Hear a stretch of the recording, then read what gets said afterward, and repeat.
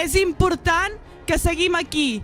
És important que seguim sobretot als carrers, sobretot militant en els moviments juvenils, a moviments juvenils com a la Forja o a moviments d'estudiants com el CPC, perquè ara toca estar als carrers i ara toca, més que mai, Front Republicà.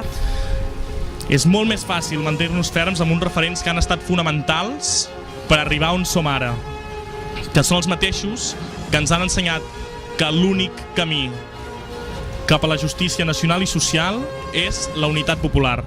Serem els joves, els que estarem als carrers, els que ens estarem mobilitzant, els que direm què volem en aquest país, i serem nosaltres qui construirem des de la base la República Catalana.